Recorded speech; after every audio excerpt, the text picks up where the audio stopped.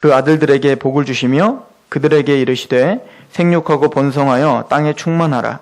땅의 모든 짐승과 공중의 모든 새와 땅에 기는 모든 것과 바다의 모든 물고기가 너희를 두려워하며 너희를 무서워하리니 이것들은 너희에게 손에 붙였음이라. 모든 산 동물은 너희의 먹을 것이 될지라. 채소같이 내가 이것을 다 너희에게 주노라. 그러나 고기를 그 생명되는 피채 먹지 말 것이니라. 내가 반드시 너희의 피 곧 너희의 생명의 피를 찾으리니 짐승이면 그 짐승에게서, 사람이나 사람의 형제면 그에게서 그의 생명을 찾으리라. 다른 사람의 피를 흘리면 그 사람의 피도 흘릴 것이니 이는 하나님이 자기 형상대로 사람을 지으셨음이니라. 너희는 생육하고 번성하며 땅에 가득하여 그 중에서 번성하라 하셨더라. 하나님이 노아와 그와 함께한 아들들에게 말씀하여 이르시되 내가 내 언약을 너희와 내 후손과 너희와 함께한 모든 생물 곧 너희와 함께한 새와 가축과 땅의 모든 생물에게 세우리니 방주에서 나온 모든 것 곧 땅의 모든 짐승에게니라. 내가 너희와 언약을 세우리니 다시는 모든 생물을 홍수로 멸하지 아니할 것이라. 땅을 멸할 홍수가 다시 있지 아니하리라. 하나님이 이르시되 내가 나와 너희와 및 너희와 함께하는 모든 생물 사이에 대대로 영원히 세우는 언약의 증거는 이것이니라. 내가 내 무지개를 구름 속에 두었나니 이것이 나와 세상 사이의 언약의 증거니라. 내가 구름으로 땅을 덮을 때에 무지개가 구름 속에 나타나면 내가 나와 너희와 및 육체를 가진 모든 생물 사이에 내 언약을 기억하리니 다시는 물이 모든 육체를 멸하는 홍수가 되지 아니할지니라. 무지개가 구름 사이에 있으리니 내가 보고 나 하나님과 모든 육체를 가진 땅의 모든 생물 사이에 영원한 언약을 기억하리라. 하나님이 노아에게 또 이르시되 내가 나와 땅에 있는 모든 생물 사이에 세운 언약의 증거가 이것이라 하셨더라. 아멘. 잠시 기도할게요. 하나님의 은혜로 우리는 삽니다. 하나님의 우리에게 주신 확증하는 언약의 말씀으로 우리는 삽니다. 주여, 이 시간 하나님의 약속의 그 크신 은혜를 알게 하시고 오늘 귀한 말씀을 통하여 우리의 마음이 십자가 앞에 또 하나님의 은혜 앞에 감격하고 하나님 앞에 감사할 수 있는 그런 은혜의 시간 될 수 있도록 도와주옵소서. 전하는 사람 듣는 사람 모든 사람 하나님 아버지 앞에 말씀 앞에 겸손케 되게 하여 주옵소서. 예수 그리스도의 이름으로 감사하며 기도하옵나이다.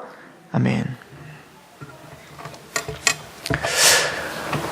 성경 창세기부터 계시록까지 많은 주제들이 있다고 했습니다. 보석과 같이 정말 값진 보화들이 그 주제별로 담겨져 있어요. 그런데 그런 보석과 그런 진주와 같은 그 보화는 실로 다 깨어서 하나의 목걸이처럼 만들어야 되는데 그 목걸이처럼 만들 수 있는 이 실, 그 실이 바로 언약이라고 했습니다. 즉 창세기부터 계시록까지 우리는 성경, 신약, 구약이라고 할 때 그 언약으로 깨어져 있다라고 이야기했어요. 그 중에 그 언약을 제가 설교 중에 예전에 구속 언약이라는 이야기, 또 은혜 언약, 행위 언약 뭐 이런 이야기를 했던 것을 기억하실 겁니다. 행위 언약, 은혜 언약이라고 하는 것은 우리가 선악과를 따먹은 것, 선악과를 먹으면 너 죽어 라고 뭔가 하나님이 뭔가 행하라, 뭔가 행하지 않으면 너는 죽을 것이다 라고 법칙을 세우고 그대로 행하지 않으면 하나님은 공의롭고 거룩하시고 법대로 처리하시기 때문에 그대로 처리하시는 그런 법무부, 어떤 법무관 같은 그런 판사와 같은 그런 하나님, 그걸 우리는 행위 언약이라고 이야기하여, 두 번째는 아니야, 너는 지키지 못해, 너는 아무것도 할 수 없어, 그걸 깨닫고 나에게만 돌아와, 그럼 내가 너를 구원해 줄게. 일방적으로 우리에게 어떤 조건을 달지 않고 무조건적으로 구원해 주시는 언약, 이것을 은혜 언약이라고 합니다. 오늘 노아에게 주신 하나님의 언약을 통해서 그 은혜 언약이 무엇인지를 조금 더 자세하게 우리가 보려고 하는 겁니다. 여러분들이 창세기를부터 읽다 보면 여러 사람들이 나오죠. 그 사람들은 여러분들 하나님이 그냥 이소무화처럼 그냥 어린아이들 주일학교 때 그냥 재밌으라고 어떤 이야기를 준 게 아니라 다 영적 의미와 우리에게 필요해서 다 맡겨주신 이름들이란 말입니다. 첫 번째는 아담과 하와가 타락한 이후에 두 아들이 존재한단 말입니다. 누굽니까? 아벨과 가인이었단 말이에요. 근데 우리가 알고 있듯이 아벨은 의인이었고 가인은 죄인이었어요. 아벨은 믿음이 있는 사람이었고 가인은 믿음이 없는 사람이었습니다. 그래서 믿음이 있느냐 없느냐의 가장 큰 특징으로 딱 첫 번째 갈라지는 게 뭐냐면 예배를 참된 예배를 드리냐 그렇지 않느냐로 갈라지는 거예요. 그래서 마찬가지로 구원을 받았습니다. 나는 은혜를 받았습니다. 하나님의 자녀입니다라고 하는 첫 번째 특징이 뭐냐면 예배인 거예요. 구원을 받았다면 반드시 뭐가 살아나야 돼요? 예배가 살아나야 되고 예배 중심적인 삶을 살아야 되는 것이 창세기의 은혜 언약 가운데 있는 사람의 특징이다라고 이야기하고 있습니다. 그리고는 이제부터는 가인과 아벨이 갈라진 것처럼 계시록까지 계속 갈라져요. 가인의 반열, 아벨은 죽었잖아요. 그 다음에 또 다른 씨를 주셨다. 셋이라고 하는 사람이 나옵니다. 그 셋의 반열, 나중에는 셈의 반열, 즉 하나님의 믿음의 반열과 하나님의 믿음이 없음, 죄인됨, 세상이라고 하는 그 두 갈래로 갈라지게 된단 말입니다. 그래서 성경을 통해서 오늘날 살아있는 2013년도에 살아있는 저와 여러분들이 오늘도 뭐를 바라봐야 돼요? 성경을 읽으면서 나는 가인의 반열인가? 나는 셋의 반열인가? 나는 가인인가? 나는 아벨인가를 점검하며 내가 가인이면 빨리 회개하고 돌이켜라. 이 얘기를 하는 것이 뭡니까? 성경 전체가 하는 얘기인 거죠. 오늘 말씀을 통해서 보면 하나님은 이 가인의 반열의 이 타락상을 창세기 3장부터 11장까지 전체적으로 다 이야기하고 있어요. 그래서 가인이 하나님의 낯을 떠나죠. 그래서 타락한 가인은 제일 먼저 하나님과의 관계가 깨져버렸어요. 하나님과의 관계가 깨졌다는 그 특징이 뭐예요? 예배가 무너져 버린 거예요. 예배가 무너졌다는 것은 나는 하나님의 사람이 아닙니다라고 하는 겁니다. 예배가 무너졌다는 것은 나는 은혜 안에 거하는 사람이 아닙니다라고 하는 것처럼 관계가 틀어지고 깨져버렸다는 얘기거든요. 그 얘기는 뭐예요? 지옥 간다는 얘기예요. 우리가 쉽게 얘기해서. 그런 가인이 하나님과 관계가 흐트러져 버리니 누구와의 관계가 또 깨져버렸을까요? 형제와의 관계, 즉 사람과의 관계가 깨져버린 겁니다. 그래서 누구를 죽여요? 아벨을 죽여요. 왜요? 내 마음에 들지 않거든요. 또 하나님이 누구 편을 드는 거예요? 아벨의 제사는 받고 내 제사는 안 받는 거예요. 그래 뭐가 생겨요? 분노가 생기죠. 뭐야? 쟤만 이뻐하는 거야? 그리고 분노가 생겨요. 그럼 원래 의인이었다면 하나님의 반열의 사람이었다면 어떻게 생각해야 될까요? 우와, 내가 왜 하나님은 내 제사를 받지 않았을까? 나를 점검하며 하나님께 회개했을 거란 말입니다. 그런데 이 가인은 아닌 거예요. 내가 마음에 들지 않으면 내가 진리지 하나님이 틀렸다는 거예요. 그래서 하나님이 조용히 와서 가인에게 이렇게 말해요. 야, 죄가 네 안에서 너를 원한다. 너를 죄를 항상 짓게 할 거야. 그래서 너는 죄를 다스려라. 왜냐면 원래 사람을 창조했을 때는 다스리는 존재로 만들었기 때문에 죄의 지배를 받지 않고 죄를 다스려라. 분노를 잠재워라. 너의 선택을 하나님의 뜻 가운데 해라. 라고 그렇게 명령을 하시지만 그 가인은 어때요? 아무 힘 없이 아벨을 죽이더라. 이 얘기는 뭐예요? 죄를 다스릴 수 있는 실력이 가인 이후로부터 모든 사람들에게 있다 없다? 없다는 거예요. 무기력해요. 우린 모두가 죄인으로 태어나요. 인간으로 태어나기만 하면 이기적이고 내 마음에 들지 않으면 그 사람을 미워하고 나중에는 그게 폭력이 나오고 살인이 저질러지고 이것이 국가적으로 하면 뭐가 생기는 거예요? 전쟁이 일어나는 거예요. 하나님이 살아계신데 전쟁이 왜 있습니까? 하나님이 살아계신데 왜 이런 고통이 있습니까? 이거 하나님 만드신 거 아니에요. 누가 만든 거예요? 아담, 사람이 죄로 말미암아 처해진 저주인 것이죠. 즉 죄를 다스리지 못하는 존재가 됐죠. 그래서 하나님을 떠나서 사는 이 가인의 특징은 뭐냐면 성을 쌓고 그리고 애녹성이라고 짓죠. 이 성을 쌓는다는 얘기는 하나님의 낯을 피해서 사니까 아담과 하와가 선악과 따먹고 제일 먼저 한 게 뭐예요? 두려웠죠. 누가 날 죽이는 거 아닌가? 즉 사람은 이 죄 때문에 공포, 두려움이라는 게 생긴 거예요. 사람은 누가 시키지 않아도 누가 가르쳐주지 않아도 그 마음 안에 두려움이 다 있거든요. 대학 졸업하기가 두려워요. 뭐가 두려워요? 전쟁 날까봐 두려워요. 뭐 할까봐 두려워요. 아플까봐 두려워요. 겁날까봐, 암 걸릴까봐 두려워요. 이 모든 두려움의 근원은 뭐냐면 죽음인 거예요. 즉, 죄를 지었기 때문에 이 양심은 알아요. 내가 죽으면 지옥에 간다는 것을 말로 하지 않아도, 누가 시키지 않아도 사람들은 다 안다고요. 그거 어떻게 증명하냐면, 기독교가 이 땅에 오기도 전부터 옥황상제, 저승사자, 이런 얘기들이 다 뭐죠? 양심적으로 뭔가 죽으면 어두움이 와서 나를 끌고 갈 거라고 하는 그 막연하지만 확실한 증거가 우리 양심적으로 다 있는 거죠. 즉, 죄 때문에 우리는 모두가 두려움 가운데 사는 거죠. 그래서 이 두려움을 없애려고 하다 보니까 어떻게 하는 거죠? 스스로 성을 쌓는 거예요. 내가 보호막을 치고 내가 스스로 잘 돼야 돼. 그렇게 내가 돈 잘 벌어야 돼. 내가 건강해야 돼. 내가 권력 잡아야 돼. 내가 누구에게 미움당하면 안 돼. 막 이런 것들이 다 뭐예요? 자기 보호 본능이 모두에게 있는 겁니다. 왜? 그렇게 해서라도 뭔가 나의 두려움을 없애기 위해서. 그러나 그런 것들이 궁극적인 죽음의 두려움을 없앨 수가 없는 겁니다. 이것이 지금 가련한 가인의 모습인 거죠. 그리고는 이 모습이 창세기부터 계시록까지 그 하나님의 반열이 아닌 믿음이 없이 살아가는 사람들의 똑같은 모습으로 쫙 전개가 되고 있는 것입니다. 여러분들은 어디에 걸려 있습니까? 가인의 반열입니까? 여전히 두려움 가운데 있습니까? 요한일서는 그래서 이렇게 결론을 지어요.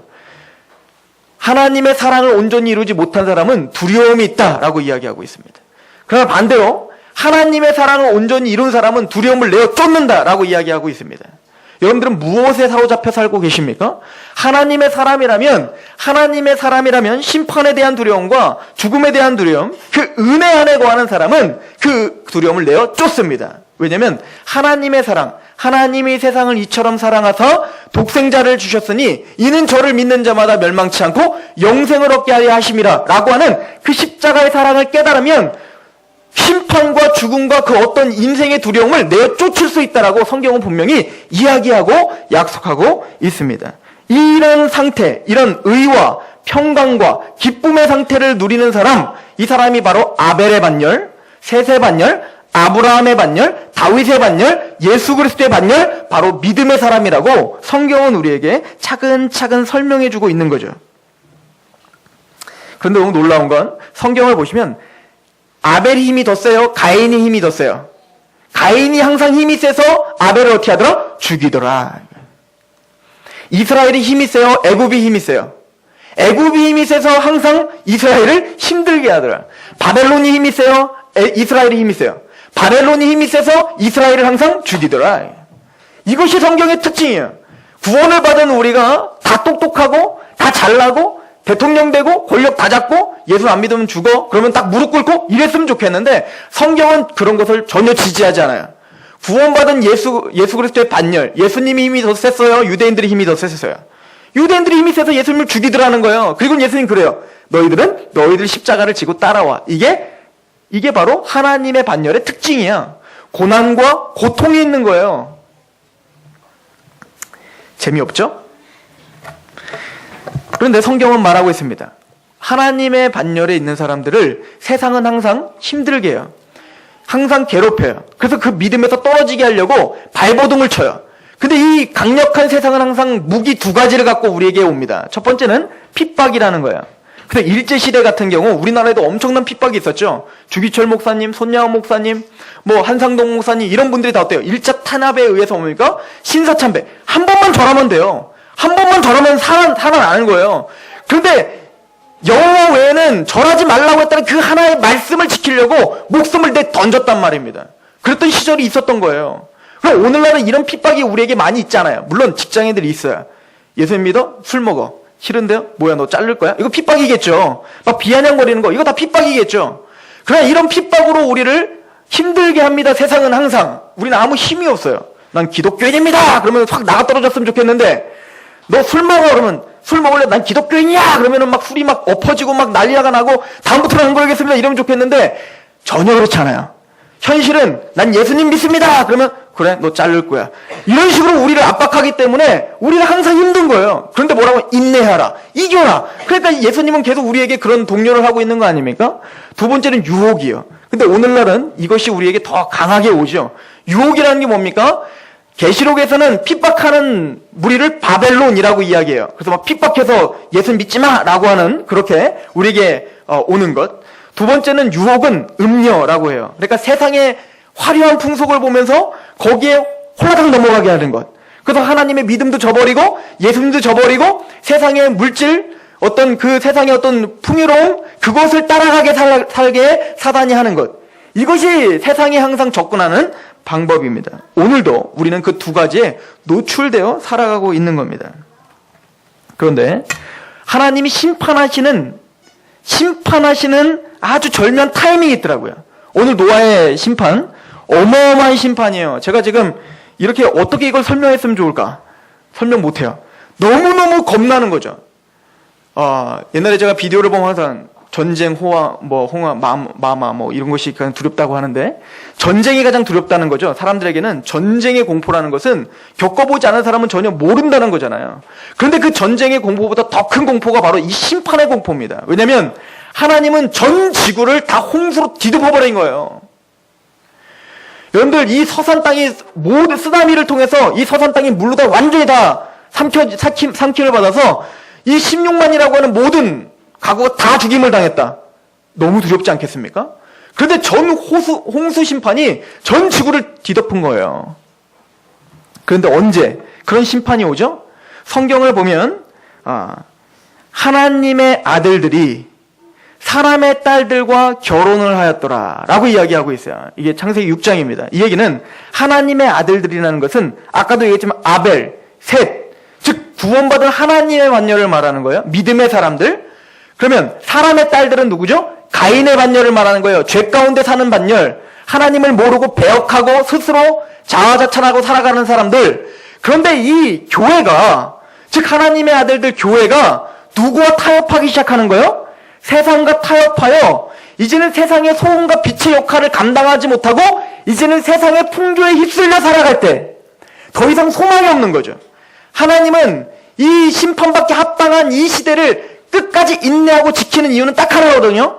구원받은 의인이 있어서 그 의인이 영향력을 발휘하여 그 의인을 통하여 구원받을 사람이 생길 때 하나님은 그 심판을 멈추는 거예요. 왜? 구원받을 사람이 있으니까. 그런데 홍수 심판이 온 이유는 뭐냐면 그 하나님의 아들들이 사람의 딸들과 결혼하고 이제 어떻게 된 거예요? 그 유혹에 넘어가서 이제는 영향력을 전혀 발휘하지 못해요. 그럴 때 하나님은 어떻게 합니까? 죄악이 관영하여 심판을 할 수밖에 없죠. 기다릴 필요가 없어요. 왜? 구원받을 일이 이제 없으니까. 왜? 구원받은 의인들이 복음을 전하는 일에 전혀 힘을 쓰지 않는 시대니까. 이건 노아 홍수 심판 때뿐만 아니라 소돔과 고모라 때도 마찬가지죠. 하나님이 아브라함에게 나타나서 내가 소돔을 완전히 싹 쑥대밭으로 만들어버릴 거야. 불로 심판할 거야. 라고 했을 때 아브라함이 말했어요. 하나님, 의인 50명이 있으면 35명, 30명, 25명. 근데 의인이 없는 거예요. 그러면 마지막으로 하나님께 물을게요. 의인 10사람만 있으면, 지금 아브라함 누구를 염두하고 있는 거예요? 롯을 염두해요. 아니 하나님의 사람 롯이 소돔에 있으면 적어도 10명 이상은 있지 않겠는가. 아니 하나님의 사람이 그곳에 있는데 설마 그곳에 살았던 연수가 몇인데 그 사람을 통하여 하나님을 알게 되고 하나님께 자복하며 의인들이 생겼을지 않을까? 그런데 롯은 어때요? 자기 가족들만 딱 구원시켜놨지 전혀 의로운 하나님이 의인답게 한 사명을 잃어버리고 살았던 거잖아요. 그럴 때 하나님은 어때요? 더 이상 기다릴 이유가 없죠. 왜죠? 이제는 구원받을 사람이 거기 없으니까. 그리고 어떻게 된 거예요? 심판을 해버리시는 거예요. 그러면 오늘날 저와 여러분들 생각해 봅시다. 하나님이 이 교회를 세워주신 목적은 우리끼리 뭔가 체험하고 우리 부자 되고 잘 먹고 잘 살고 이러라고 교회 세운 거 아니에요. 우리 좀 더 건강하라고 교회 세운 거 아니란 말입니다. 그럼 우리가 교회가 세워진 이유는 여러분들을 의인으로, 나를 의인으로 부른 이유는 나를 통하여 이 더러워지고 심판받기 합당한 세상에서 소금과 빛의 역할을 감당하라고 준 거거든요. 근데 오늘날 교회가 정말 복음을 전하고 복음으로 구원의 확신을 주는 사역들을 해가고 있습니까? 세상의 풍조에 휩쓸려서 더 크고 화려한 교회만 찾아가지 진짜 복음을 갖고 있는 교회를 찾냔 말입니다. 하나님이 기다릴 이유가 없는 거예요. 그래서 말세라고 하는 거예요. 이제 주님께서 기다릴 이유가 없겠구나, 의인이 없구나 라고 할 때 하나님은 뭐가 임하는 거예요? 마지막 심판이 임한다라고 명하고 있는 거죠. 바로 노아 홍수 심판 때도 그랬던 겁니다. 의인이 없는 거예요. 하나님을 찾는 자도 없고 모두가 다 죄 가운데 관영했다라고 합니다. 창세기 6장을 보시면 6장 1절부터 보면 사람이 땅 위에 번성하기 시작할 때에 그들에게서 딸들이 나니 하나님의 아들들이 사람의 딸들의 아름다움을 보고 자기들이 좋아하는 모든 여자 아내로 삼는지라. 즉 이렇게 읽으시면 돼요. 교회가 타락하여 세상에 휩쓸려서 이게 교회인지 세상인지 세상인지 교회인지 이게 교회 음악인지 이게 세상 음악인지 이게 교회 춤인지 이게 세상 춤인지 전혀 분간하지 못해요. 이제 그럴 때 주님께서는 이걸 우린 뭐라고 하냐면, 그래서 나온 것을 뭐라고 하냐면 네피림이라고 이야기하죠. 3절 보십시오. 여호와께서 이르시되 나의 영이 영원히 사람과 함께 하지 아니하리니 이는 그들의 육신이 됨이라. 그러나 그들의 날은 120년이 되리라 하시니라. 당시에 땅에는 네피림이 있었고 그 후에도 하나님의 아들들이 사람의 딸들에게로 들어와 자식을 낳았으니 그들은 용사라. 고대의 명성을 잇는 사람들이야. 어떤 사람들? 용사. 용사가 뭐죠?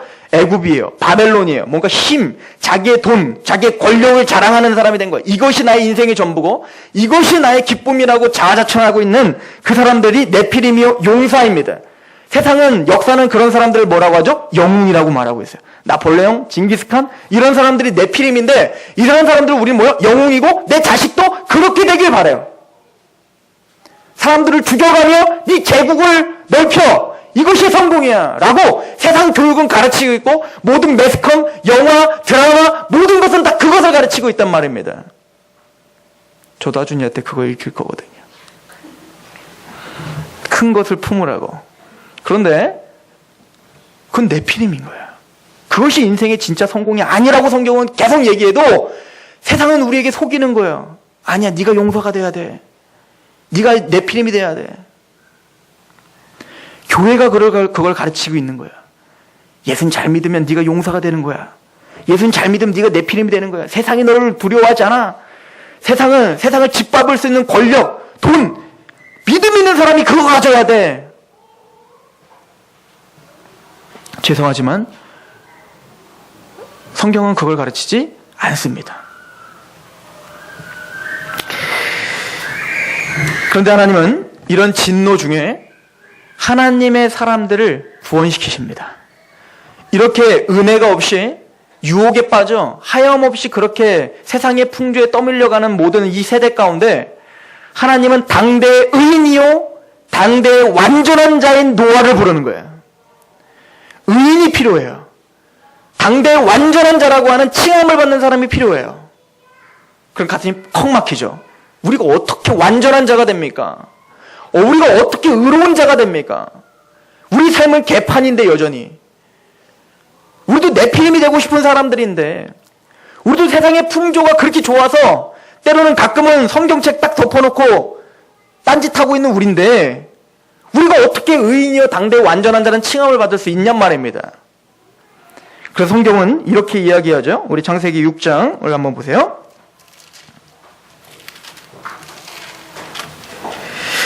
6장 9절을 한번 잠깐 읽어보겠습니다. 시작. 이것이 노아의 족본이라. 노아는 의인이요 당대의 완전한 자라. 그는 하나님과 동행하였으며.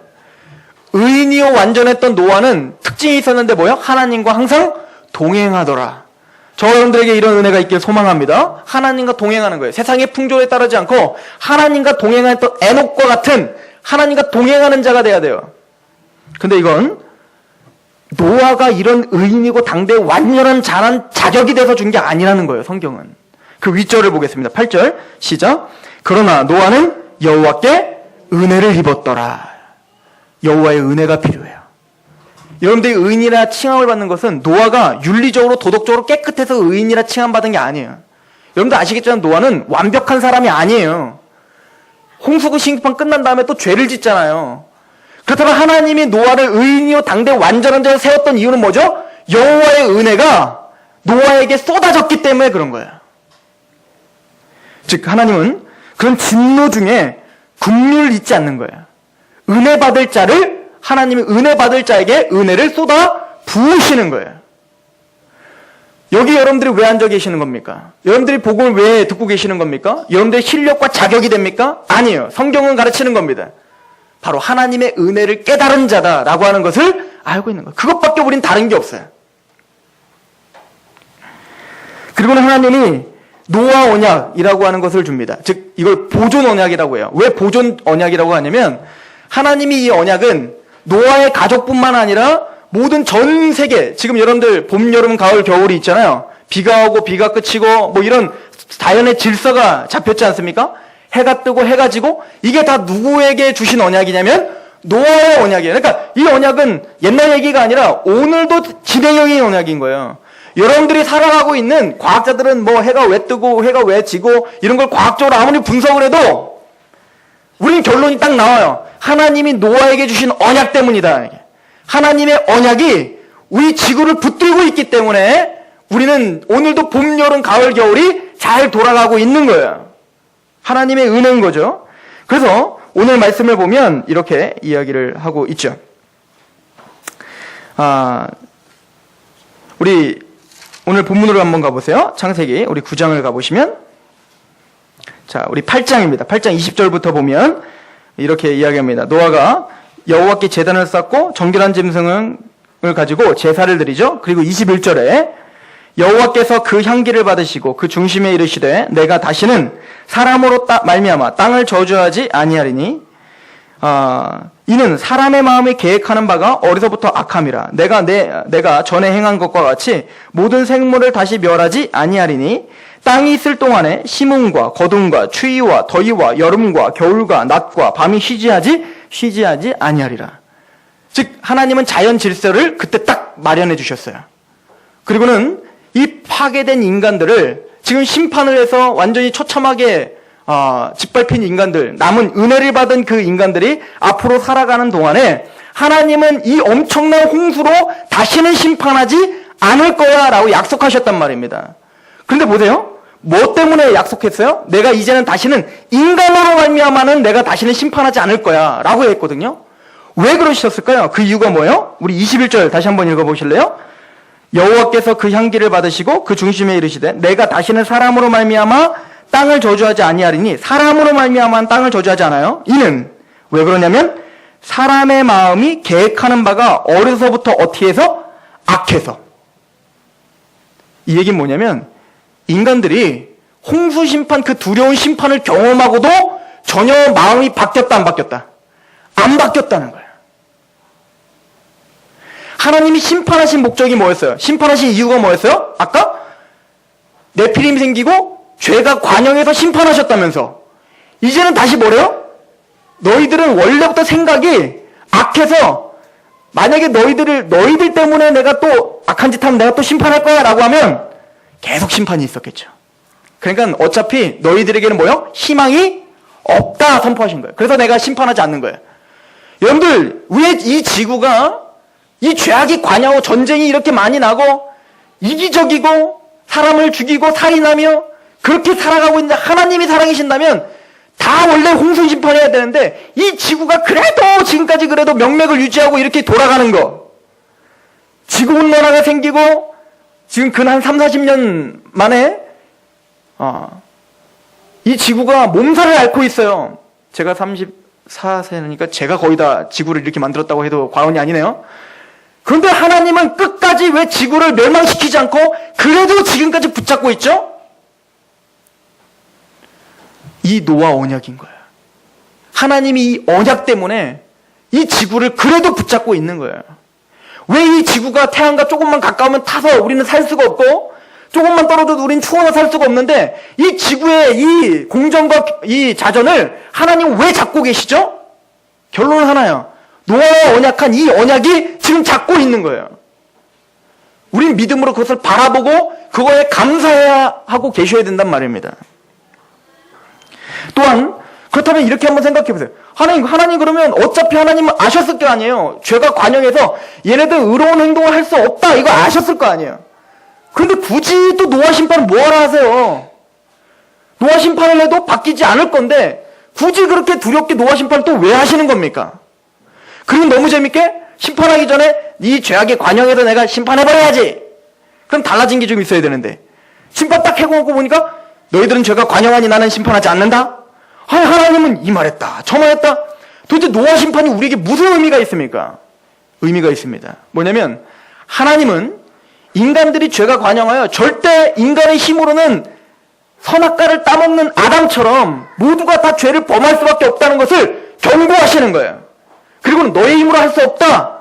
즉 너희가 그 썩어진 그 죄성은 심판과 두려움과 전쟁과 그 어떤 환란으로도 고칠 수 없다. 이것을 보여주는 거예요. 여러분들 아무리 윽박질러 보십시오.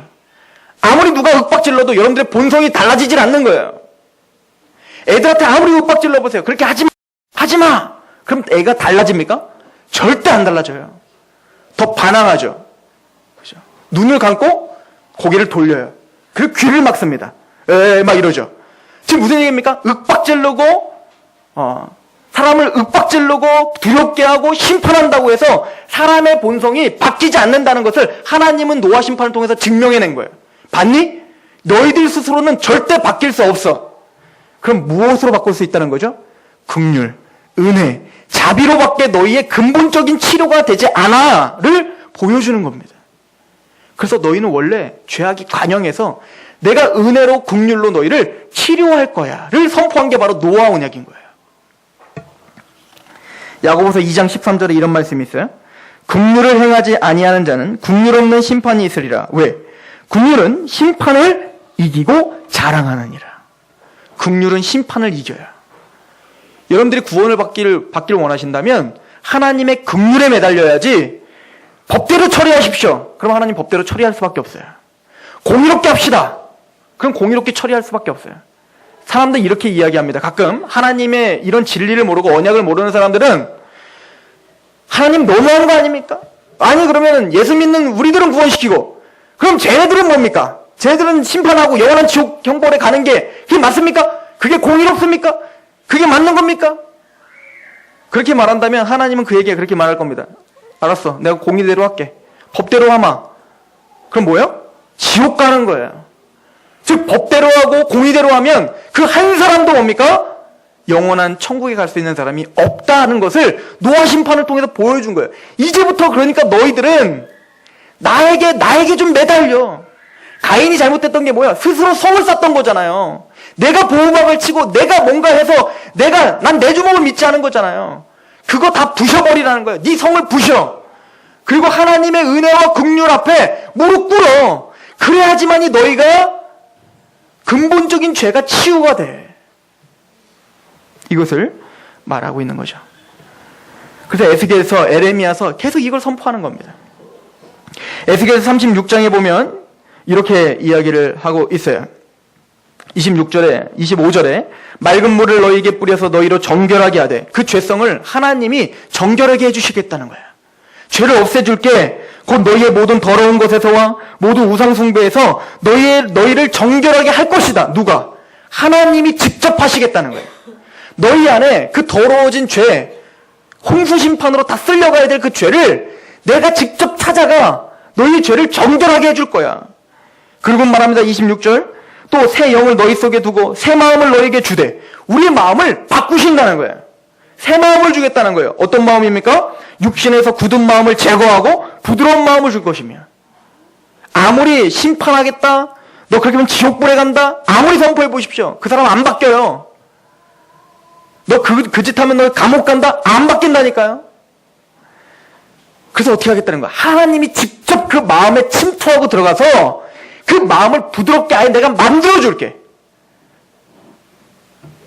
그리고 27절에 그것 갖고도 모자라. 그러니까 또 내 영을 너희 속에 두어 너희로 내 율례를 행하게 하리니 너희가 내 규례를 지키게 행하게 될 것이다. 거기 누가 임하세요? 성령님이 임하셔서 하나님의 영이 임하셔서 그 마음을 바꾸셔서 죄악 중에 거하는 우리들을 마음을 부드럽게 하여 하나님의 긍휼을 바라보게 하고 그리고 하나님의 말씀을 보게 하셔서 와, 이 말씀대로 살아야 되는구나. 누가 시키지 않아도 윽박지르지 않아도 그냥 너무 고마워서 너무 감사해서 그냥 말씀대로 살아가는 사람으로 내가 만들게. 누가? 만군의 여호와 내가 너희에게 그렇게 행하마. 심판? 그거로 너희는 변화될 수 없고 치유될 수 없어. 긍휼과 은혜를 너희에게 쏟아 부으마. 그래서 마침내는 나를 사랑할 수밖에 없게 하마. 이게 누구를 통해서 성취된 거죠? 예수님을 통해서 성취된 거예요. 우리는 태어나면서 십계명을 외우고 말씀대로 아무리 있어도 그것을 행할 능력이 없는 거예요. 그래서 그 하나밖에 없는 아들을 우리에게 보내주셔서 그 몸을 찢으시고 너를 구원했다. 네 죄를 간과했다. 너는 더 이상 죄인이 아니라 의인이란다. 아니 내가 한 게 없는데, 내가 하나님 앞에 행한 게 없는데요. 그리고 구원에 감겨있는 사람이 이렇게 눈물을 흘리면서 고백하게 돼요. 하여튼 내가 무엇이간데 나를 이렇게 생각하십니까? 내가 무엇이간데 나를 구원시켜 주신 겁니까? 도대체 하나님의 사랑의 그 깊이와 높이와 그 넓이가 뭔지를 측량할 수가 없습니다. 하여튼 내가 자식을 낳아보니 이 자식을 나를 지금 핍박하는 원수를 위해서 내 자식을 죽인다는 게 말도 안 되는 얘기인데 하나님 도대체 내가 뭐길래 나를 위해서 자기 아들을 죽였단 말입니까? 하나님 내가 그 사랑을 알 수도 없고 측량할 수도 없는데 하염없이 눈물만 나네요. 내 마음이 알 수 없는 감격으로 하나님의 말씀 앞에 서 있네요. 그 감격이 있어. 십자가의 사랑이 있어. 이 하나님 내가 오늘 뭐 하면 됩니까? 라고 주님 앞에 내가 물어볼 수 없는 상태가 돼버렸네요. 누가 만드셨다는 거예요? 여러분들이 하나님의 은혜가 여러분들에게 지금 쏟아지고 있다는 증거인 거예요. 이런 고백들이. 하나님은 그 은혜로 여러분들을 다스리시겠다는 거예요. 그 은혜 안에 거해야 우리는 구원을 받는 거예요.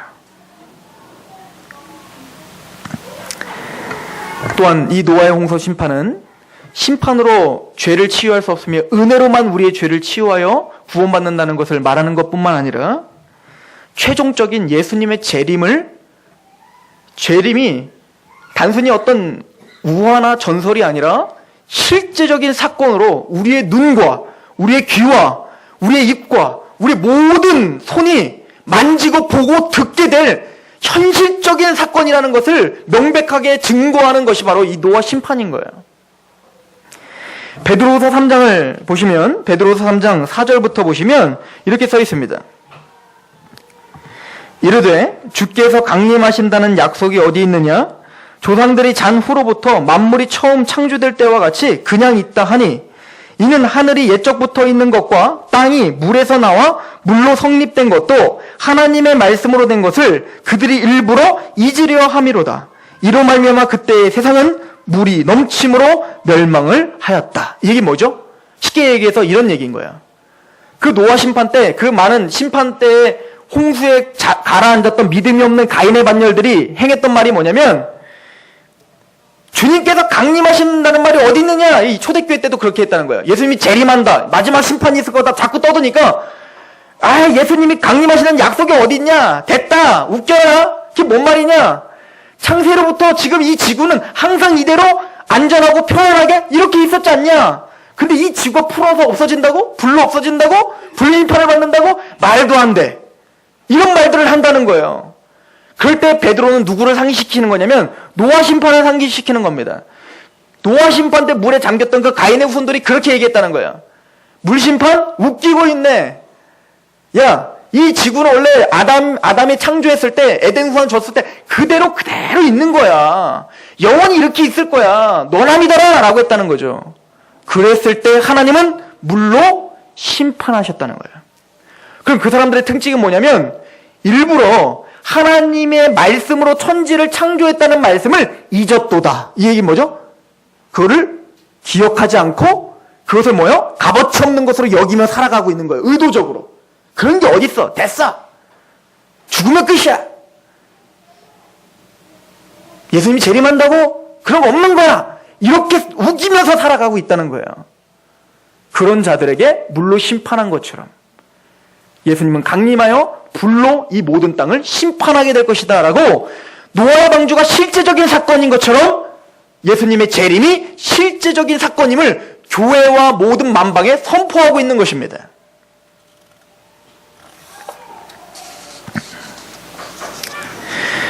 베드로전서 아까 봤던 7절을 한번 보시면 이제 하늘과 땅은 그 동일한 말씀으로 불사르기 위하여 보호하신 바 되어 경건하지 아니한 사람들의 심판과 멸망의 날까지 보존하여 두신 것이라. 하나님이 그러면 왜 아직까지 재림하지 않죠? 보존하고 있는 은혜가 있는 거예요. 인내하고 계시는 겁니다.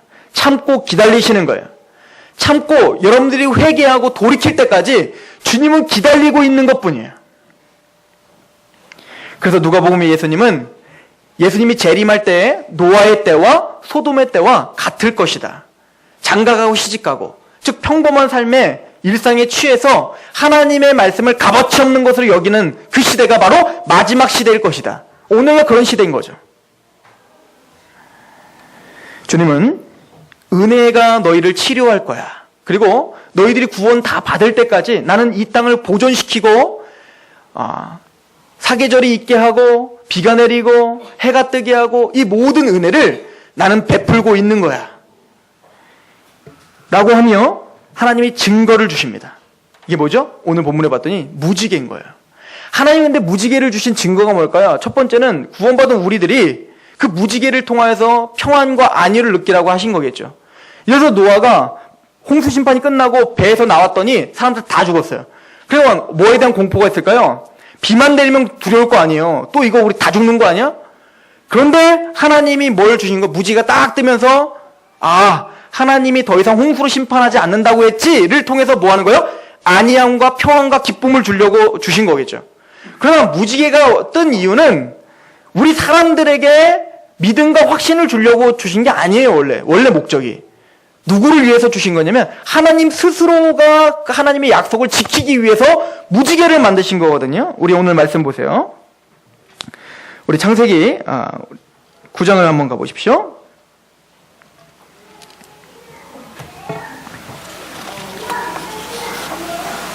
우리 15절부터 보십시오. 15절부터 같이 한번 읽어봅니다. 시작. 내가 나와 너희와 및 육체를 가진 모든 생물 사이에 내 언약을 기억하리니 다시는 물이 모든 육체를 멸하는 홍수가 되지 아니할지라. 무지개가 구름 사이에 있으리니 내가 보고 나 하나님과 모든 육체를 가진 땅의 모든 생물 사이에 영원한 언약을 기억하리라. 하나님이 노아에게 또 이르시되 내가 나와 땅에 있는 모든 생물 사이에 세운 언약의 증거가 이것이라 하셨더라. 뭔 얘기예요?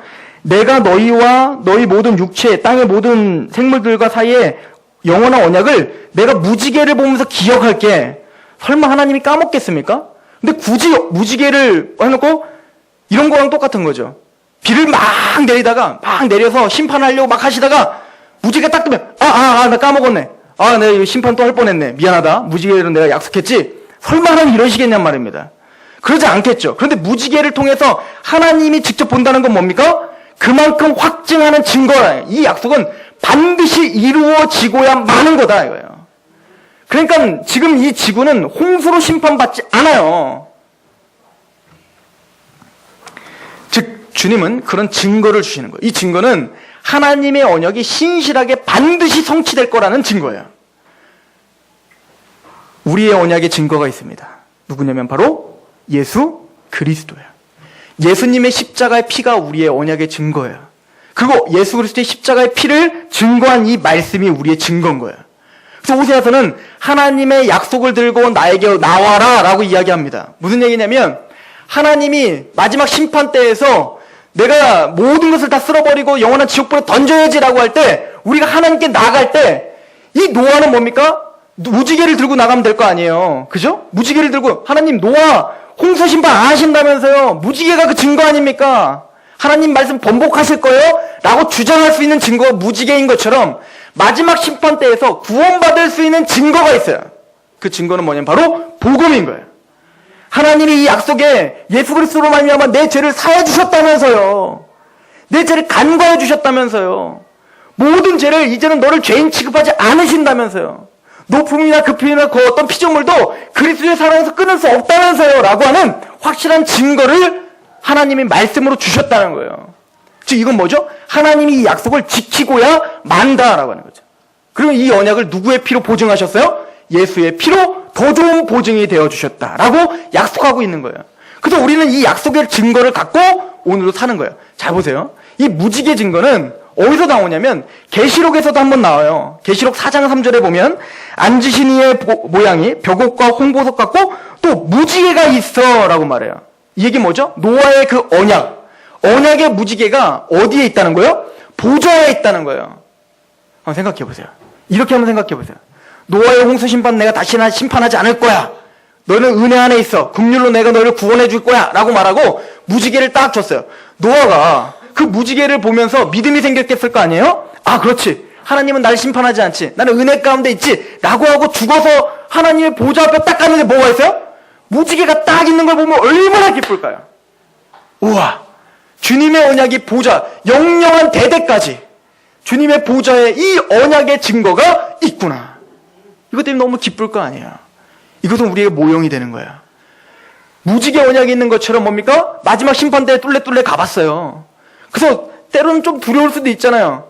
진짠가? 그런데 하나님의 말씀을 들고 이렇게 가봤더니 하나님의 말씀을 들은 자는 여기 있어라 라고 보좌에 딱 서 있다고 생각해 보십시오. 그럼 얼마나 기쁠게요. 내 약속의 말씀이 거기 딱 써 있는 거예요. 아, 내가 진실로 너에게는 내 말을 듣고 또 나 보낸 자를 믿는 자는 영생을 얻었고 심판에 이르지 않으니 사망에서 생명으로 옮겼느니라. 이 약속 들고 있는 사람 나에게 모여. 그걸 보는 순간 얼마나 기쁘겠습니까? 얼마나 내 마음에 평강과 기쁨이 넘치겠냔 말입니다. 즉 보좌에, 주님의 보좌를 만날 때 그 언약의 증거가 있다는 거예요. 그걸 믿는 겁니다.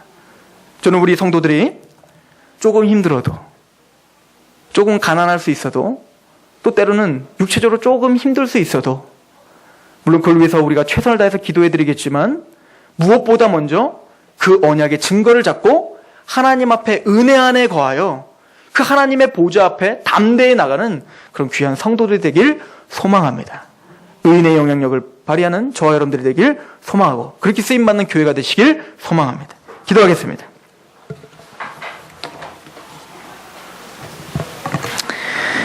임마누엘 우리와 함께 하시는 하나님, 노아에게 무지개의 증거로 함께 하셨던 것처럼 우리에게는 그의 아들의 죽음으로 우리와 함께 하시는 임마누엘 우리의 왕을 보내주셔서 너무나 감사합니다. 주여, 우린 두려움 가운데 살 수밖에 없는 죄인들입니다. 심판과 율법과 공의와 그 거룩 앞에 우리는 영원히 지옥 형벌을 받을 수밖에 없는 자들입니다. 하나님의 은혜를 그래서 갈망할 수밖에 없습니다. 주님의 긍휼을 강명할 수밖에 없습니다. 우리의 마음에 부흥을 일으켜 주옵소서. 진노 중에라도 긍휼을 잊지 말아 주시옵소서.